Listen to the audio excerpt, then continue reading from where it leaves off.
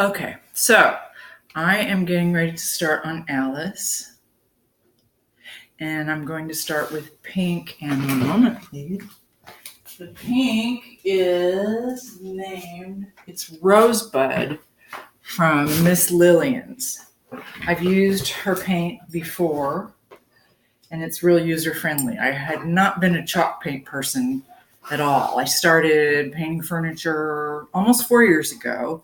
Because I use a lot of color and pattern, I literally have 4 drawers full of 2-ounce craft paint bottles. And some of the pieces I would use like 4 bottles on one side. Oh, nice. That's so special. Anyway, I had a really good time doing a live yesterday. So I'm going to do this because I can. So I am going to paint her pink. I've actually got some plans for the sides. I'm so amateur here. Okay. The sides, they're not going to be pink, but because I want to have a lighter color. Oh, well, anyway, I don't even know what I'm saying. I'm going to paint all the green part on the front pink, and the drawers I will paint pink also. So I don't know if you really want to watch me paint. If not, hang out and then you can watch paint dry. That's my favorite thing. So anyway, I had a really good time yesterday doing my first live. This is so pretty. It's like a pastel Pepto-Bismol, which is nice. I like it.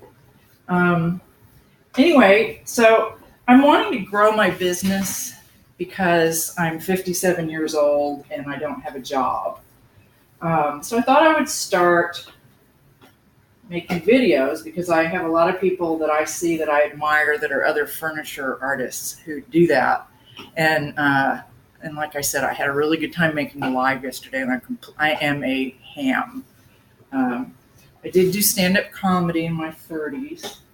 I hung out at an amateur night at the local comedy club for 2 years before I got the nerve to go up on stage, and it was part of the reason I went there was because I had a crush for another stand-up comedian that happened to live at the apartments where I was the assistant manager. So I did get the nerve to do stand-up. I never got the nerve to tell him I had a crush on him. So anyway, isn't that special? This will be interesting. You guys are going to be part, whoever you are watching this, of a social experiment to see if anybody watches this. It surprises me. You know, I've watched a lot of people paint on YouTube and on Facebook, and like an hour goes by and I'm still watching the next YouTube video that's queued up on the same topic. And same thing with Facebook. I'll get on there. First, I'll look for the little numbers on the blue globe because that makes me feel like I'm important to see if I have a notification. Then when I find out how important I am at that time, a lot of times I'll look at other people's videos and I just keep looking at them because it's intriguing. I like knowing what other people do.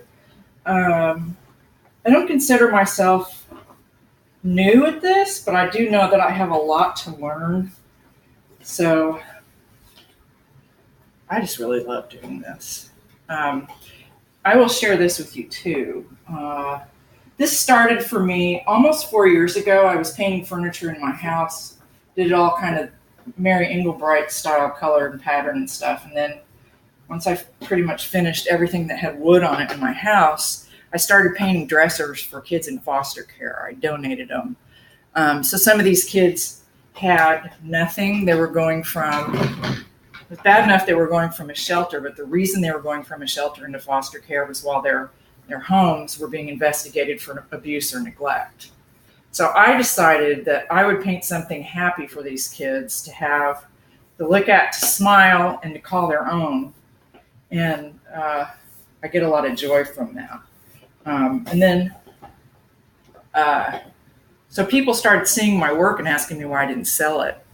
And that's because I was insecure. I thought, they haven't seen the corners where the drips are or the stuff that's imperfect.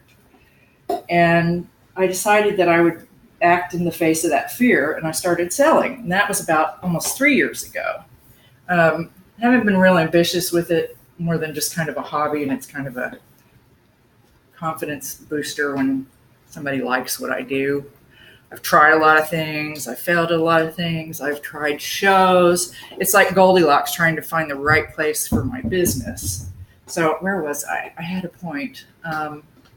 Oh, yeah. So then I started to paint. Oh, I know what it was.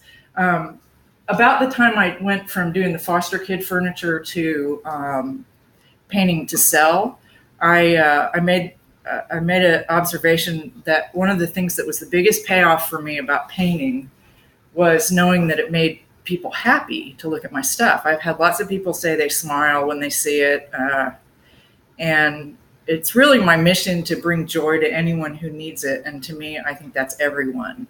So sometimes it's really scary because I do a lot of really niche specific things, and they're not always custom. I put them out there to sell the way they are. Some people compare my stuff to Mackenzie Childs.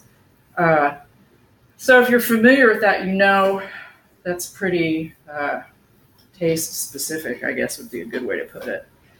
And I just sold 3 pieces to one buyer in Washington State, and one of those 3 pieces I had done over a year ago. And I had dragged that with me to a show in an art gallery, and just self-esteem took a beating. And then I was educated on a website that's supportive of women that do what I do in terms of furniture painting, to value my work. I was so anxious for the quick fix of somebody buying it right away the minute I posted it that I on paper, I gave stuff away on some of these things, took a loss. I charged maybe what my supplies and the purchase of the furniture was.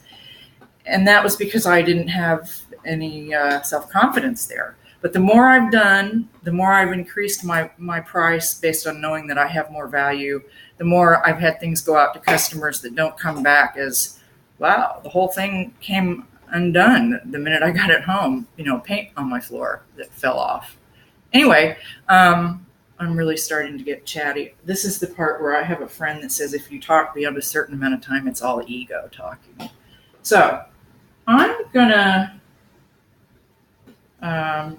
to stop there. I'm going to go ahead and paint. This is, like I said, this will be a social experiment. I can't wait to see how many people look at this. I sanded a little bit. I used some wood filler on a couple of nicks and scratches, but this stuff is previously loved on furniture, and it doesn't need to be perfect to put it out in the world and sell it.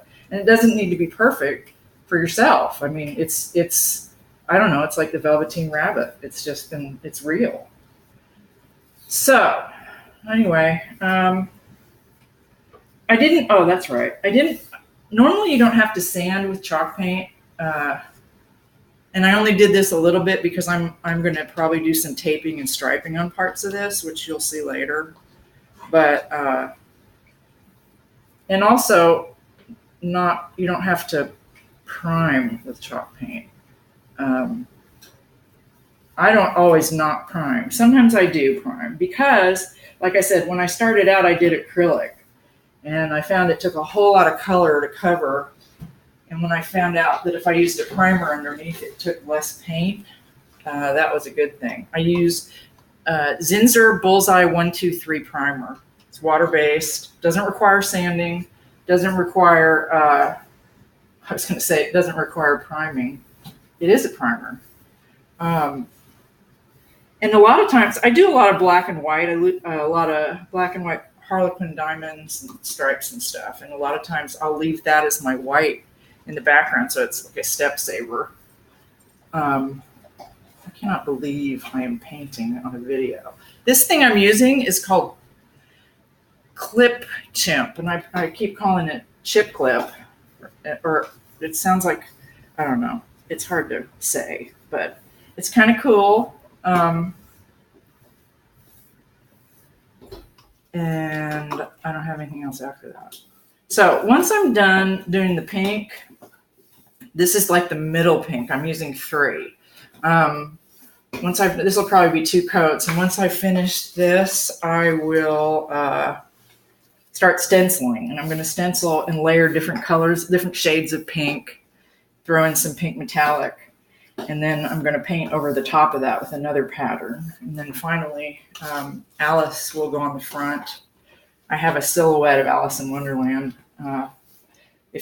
If you know my work, I did a White Rabbit pedestal dining table. And on the top, I used an art projector, and I projected the image of the White Rabbit on a pocket watch and kind of distorted it. And I drew it on, and then I painted it. And I have had so much attention for that. And that's one of the 3 pieces that sold to my good client in Washington State. So this will be interesting. I've been wanting to do this to just have another art projector sketching experience. And then I'll show that. I'll do a video on that to show that process because it's really kind of fun. Anyway, okay, so there's 1 layer of pink. I've talked for 11 minutes and 21 seconds. And if you made it this far, I would love feedback if this was interesting at all. If not, remember if you can't say anything nice, don't say anything at all. And thanks for taking the time to watch this. Bye.